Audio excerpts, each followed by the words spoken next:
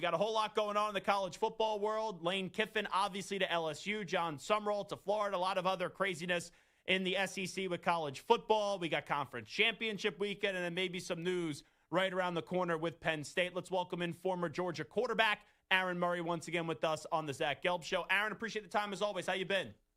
Dude, it is an exhausting, crazy, fun ride that college football is right now. So I didn't even know that news. I just got on the show with you right now. So thanks for breaking that for me that may be happening at Penn State. That's kind of the next domino that needs to be to fall when it comes to head coaches across the country.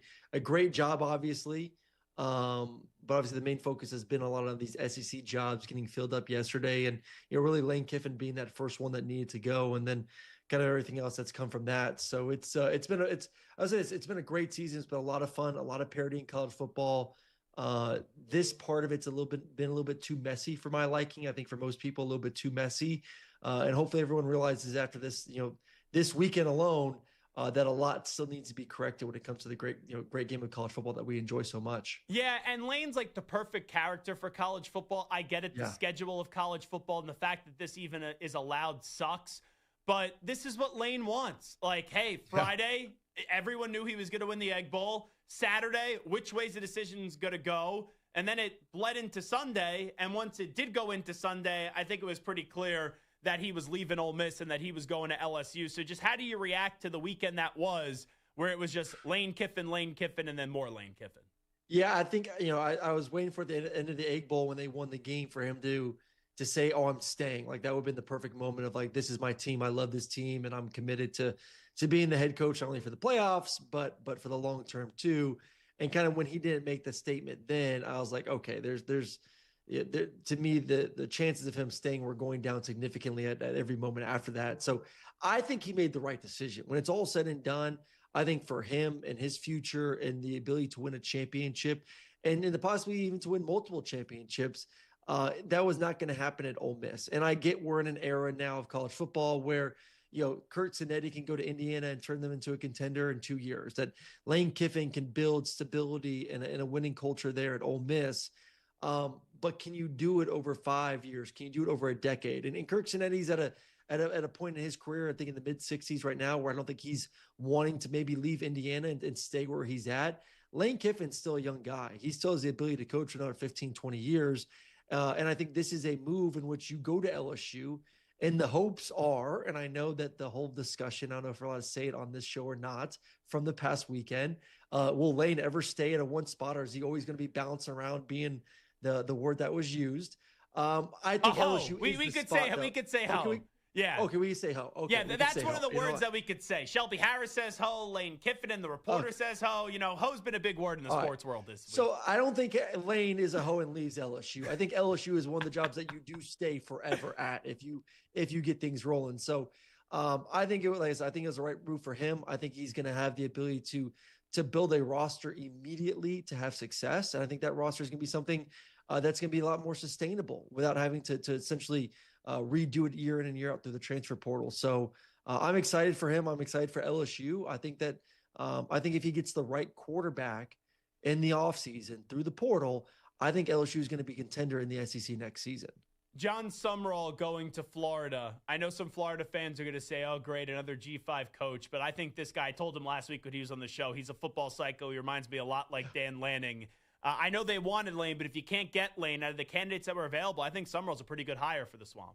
I think he's a great hire. I actually had Summerall. I had Tulane versus Duke early in the season when they beat Duke down there in New Orleans. Got a chance to sit down with him for the first time and talk to him, and absolutely walked away just so impressed and obviously knew he was going to get an opportunity. Thought it was going to be Auburn. I think Auburn kind of fumbled the bag a little bit there, just with the connections there and them wanting to get the coach. And I love Golish too. I think that was a really good hire for them as well, getting from USF. But of the two, I think Summerall to me was I feel a little bit more secure in what he can do there, going to Florida than maybe what Golish is going to be able to do at Auburn right off the bat. So I agree with you. I know there's frustration of as soon as Billy Napier left, it was, hey, we're going to get Lane. We're going to get Lane. Oh, crap, LSU's open now, so the chances went down significantly.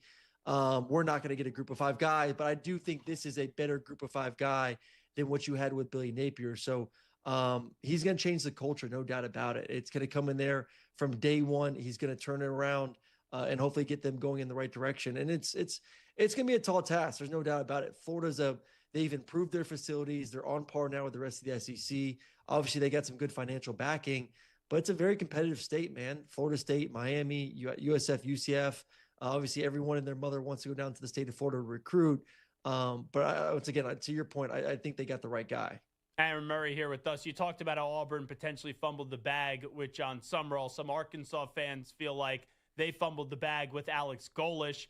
A lot of people critical of the Ryan Silverfield hire. I just don't get what else Arkansas fans could expect. And is there that much of a drastic difference from Golish to Silverfield is also what I would say. I think it's a fine hire for Arkansas. I'm not saying you got to do backflips in the street, but what else did you think you were going to get here? If you're well, I think for them too. I mean, I don't know. Maybe you could get a Dan Mullen. I don't know. I mean, Dan's having some success obviously at UNLV. I think Dan was someone that I thought could be a good guy, maybe at Penn State as well. You start looking at these openings in the SEC, whether it was Auburn, whether it was, obviously Florida wasn't going to bring Dan Mullen back, but Arkansas, Dan Mullen's had a lot of success in the SEC. Obviously has a lot of ties in the conference. Put a team in UNLV back into their conference championship game this weekend. I'm surprised he's not one that hasn't gotten a little bit more love because of his experience at the Power Four. And then obviously what he's done this year at UNLV. So he's someone that could have maybe, if he wanted the job, taken it. But I think at the end of the day with Arkansas, I really don't care who the coach is until there's more of a backing when it comes to financially putting that football team in a position, when it comes to NIL, when it comes to facilities. Like I said, it doesn't matter who the coach is. You can go hire Nick Saban tomorrow, but if this is this is what you're going to get and we're not going to give you any more, you're still not going to win consistently against the big boys. You need that financial. Look at Vanderbilt. I mean, they've been able to upgrade their facilities, brand new facility. They upgraded the stadium. They got the financial backing when it comes to NIL. And all of a sudden, I know Diego's been terrific and have been a big part of the reason why you get a quarterback, then a lot of things happen. But they've a way more of a commitment now, and all of a sudden they're 10-2. And I'm not going to say it's an overnight thing for Arkansas if they get the backing, but man, you can't have just one. You can't have just an average coach and really good backing. You can't have good backing with or a really good coach without the backing financially. So they need to look at themselves internally and figure out, do we want to be good at football? And if you do, you need to be able to support it a little bit more. So Kentucky's moving off of Mark Stoops. Aaron Murray here with us. Mark Stoops did a phenomenal job at Kentucky. I thought it was time. You hear Will Stein's name thrown out there, Brian Hartline, even Dan Mullen, like we talked about. Is there one there that stands above the rest? Would you go younger, or would you go for the more proven commodity with the Dan Mullen for Kentucky? Yeah, I love Dan Mullen. I think Dan is Kentucky has struggled offensively. I mean, hell, they felt like they had a new offensive coordinator. It seemed like coordinator every single year for a while. They were just trying to figure out what we can do on that side of the football to build some, like I said, some consistency, some explosiveness. And they've really had to play, more of an old school style of football, which is not always fun. And also it tends to make games really, really close. And your margin of error goes down significantly when you play that style of football. So, I agree with you that the time kind of felt like it was now. It honestly kind of felt like it should have been a year ago after the 4-8 season, and he had another opportunity. And, I'm sure that the monster buyout had something to do with that as well. I think it's going to be somewhere in the $30 million they're going to have to pay him to leave. But it was the right timing. I say that, and I know it kind of felt like you're ready to move on from him, but to do it now with everything, with all these other jobs, I kind of felt honestly like you maybe should have waited until next cycle to get to put yourself in a position to maybe get someone better. I think right now you're kind of working your way down the tiers. Like the tier one guy, obviously Lane Kiffin, you're never going to get Lane, but then those next tier guys now pick their spot. So now you're going to, essentially to tier 2 or tier 3 and tier 4. I get, like, do you want to suck it up and have another bad year and just continue down that path? Or are you ready just to rip the Band-Aid off? I honestly would have probably waited one more year and seen what next cycle looked like when it comes to coaches and coaching availability. But if I do have to pick one, like I said, I love Dan Mullen, knows the SEC, has coached in the SEC, had success at Mississippi State. I still think he had some pretty good success at Florida when you look at what he did there at Gainesville without really any sort of backing when it comes to their facilities. And he's had success this year at UNLV. So I don't know why you would not label Dan Mullen as your number one guy to bring him back into the conference that he's had success at. Wrap it up with Aaron Murray. SEC championship game. We get Georgia and Alabama. We saw this matchup earlier in the season. Bama won by 3 points. Even if Bama loses the SEC championship game, are they definitely in the college football playoff after finishing the regular season with 2 losses? No, I don't think so. I think there's too many good teams at 10-2 right now where you do not want to be thrown into that conversation of, Miami. I think you would still go in above Vanderbilt because of the head-to-head. But you throw in the conversation of them, of Notre Dame, and you just don't want to be there if you're Alabama. Obviously, if Georgia loses, they're probably still in it because that'd only be their second loss, and both losses would essentially be to the same team.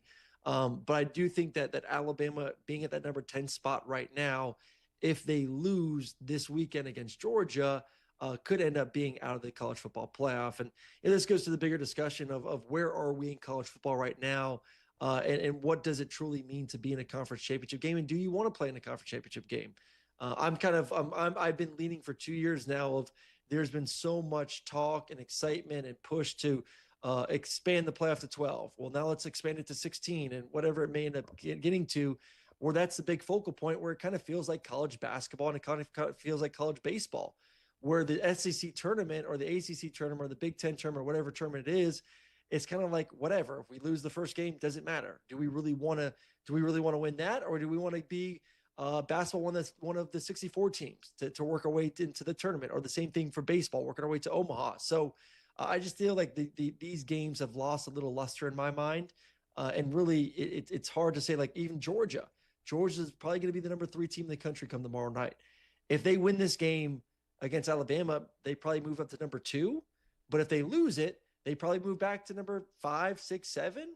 So you lose a first round bye by playing this game, where if you don't play in it, you're the number 3 seed heading into the playoffs. So I just don't know at the end of the day if these games are going to continue to garner the same luster from fans, and if players and coaches are going to eventually want to continue playing in them, if you have the chance to really hurt yourself going into the playoffs. When we get to Georgia, there was a stretch this year where they were winning games, but it was ugly. Now it seems like they're cruising. Forget about the SEC championship, just bigger picture here. Where's your confidence that this team could go win the Natty this year? Oh, it's a lot higher over the past month, based on the way the defense has played. I've loved the offense, since they kind of turned things around in that Tennessee game. A little rocky start to the season, but new pieces, new quarterback. It wasn't going to be perfect, but Gunner's been terrific. Wasn't great this past week for Georgia Tech, but the rest of the season, he's been a guy that I thought could be in consideration for the Heisman based on his play, especially in big time moments and in the fourth quarter. So I have a lot of faith in the offense, and I think the defense has grown up a lot over the past month. So they're playing their best ball right now. They're playing their most complimentary football right now. So I would label them as one of the best 3 teams in America. Kind of them, Ohio State, and Indiana have kind of separated themselves from the field. Obviously, A&M has had a really bad past few weeks. Obviously, the loss to Texas was really telling over this weekend. So they've kind of lost a little bit of something for me. So yeah, if I had to pick, if you said, hey, it's Ohio State, Indiana, Georgia, or the field, I would honestly probably pick one of those 3 teams right now to win a national championship over the field. Last thing I'll ask you, Aaron Murray, if it comes down to Notre Dame and Miami, who should go to the college football playoff? Oh man, the great debate. I love both teams. I'll be honest. I love both teams. I have been on the side of Miami all year. I think Miami is talent wise one of the most talented rosters in America. They remind me a lot of maybe even like an Ohio State last year, where the talent's there defensively. They've been really darn good. They have some of the best pass rushers in America. Offensively, they got great weapons. And when Carson Beck's not turning the ball over, I think he's still one of the best quarterbacks in America. So I think that they're a team that could win a national championship. I think Notre Dame is kind of right there too. But, I would say if there's one of those 2 teams where if they made it to the playoffs, who do I have more faith in that can make a run and win a championship? I would lean towards Miami. Like I said, I think Miami, if they get in, could be this year's Ohio State. It's interesting because you didn't mention the head-to-head matchup where Miami beat Notre Dame. It's well, just obviously what you that think goes they could do in the future. Yeah. Yes. Yeah. I have more faith in Miami as a football team, that they could end up making a run a little bit more than a little bit more than Notre Dame could. He's Aaron Murray. Aaron, thanks so much. Appreciate you jumping on board with us today. Appreciate it, man. Have a good one.